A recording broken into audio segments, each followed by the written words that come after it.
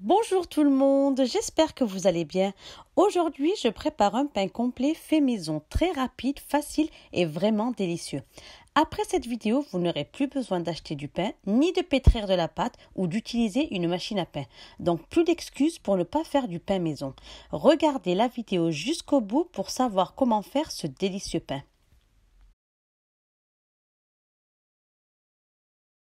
Pour cette recette, utilisez le même bol de votre choix pour mesurer tous vos ingrédients.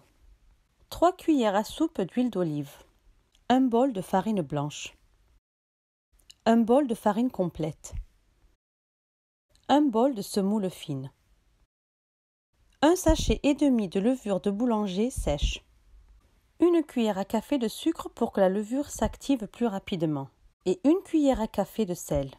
Dans un blender, oui, vous avez bien entendu, dans un blender, ajoutez la semoule fine.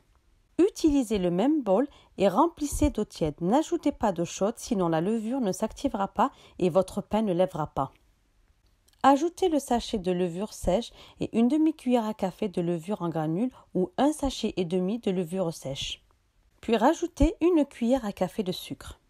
Mélangez bien dans votre blender pendant environ 3 minutes ou jusqu'à ce que vous voyez des bulles à la surface de votre mélange. Si vous n'avez pas de blender, utilisez un mixeur à main, le résultat sera le même. Dans un grand bol, ajoutez la farine blanche, la farine complète, la cuillère à café de sel, ajoutez l'huile d'olive et mélangez bien tous les ingrédients avec la cuillère. Faites un creux au milieu de la farine et ajoutez le mélange de semoule que l'on a blendé.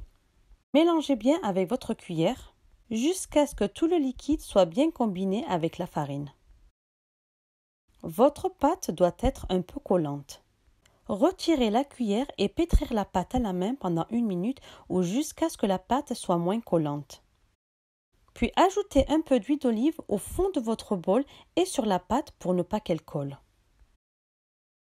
Couvrir avec du film alimentaire et une serviette propre et placez-la dans un endroit chaud pendant environ 1 heure jusqu'à ce que la pâte double de volume.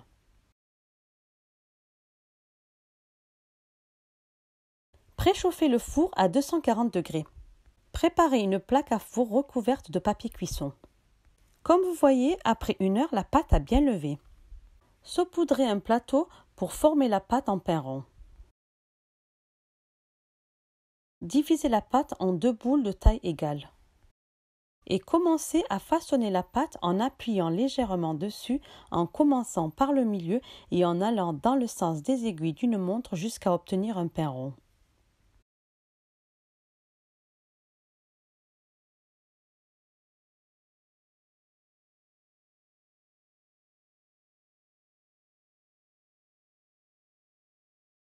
Tournez votre pâte de temps en temps et saupoudrez-la de semoule si votre pâte colle au plateau.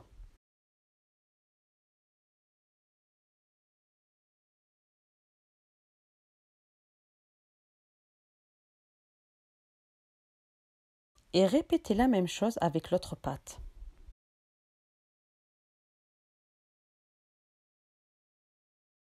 Placez le pain rond sur la plaque à four, couvrez le pain et laissez reposer 20 à 30 minutes. Coupez le pain sur le dessus avec un couteau bien aiguisé. Vous pouvez aussi faire des trous ou piquer avec une fourchette si vous préférez.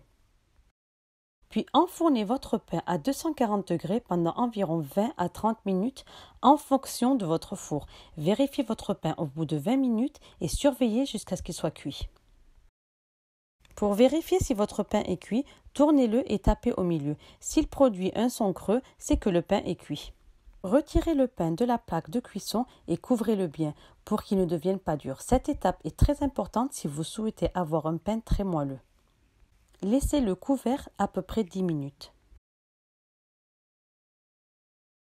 Et voilà, notre délicieux pain maison est maintenant prêt. Croyez-moi, vous n'achèterez plus de pain après avoir goûté ce délicieux pain et surtout très sain. Vous pouvez le manger au petit déjeuner quand il est chaud avec du beurre ou le servir avec un délicieux tagine marocain fait maison comme je l'ai fait. Bon appétit! Je vous laisse le lien du tagine fait maison dans la barre d'infos. Si vous avez aimé la vidéo, likez et partagez-la avec votre famille et vos amis. Cliquez sur le bouton s'abonner, c'est totalement gratuit, et appuyez sur la cloche pour recevoir toutes les notifications. Laissez-moi un commentaire de la vidéo ou de ce que vous aimeriez que je cuisine pour les prochaines vidéos. C'est toujours sympa et encourageant. Merci d'avoir regardé la vidéo et je vous dis à très bientôt pour de nouvelles recettes.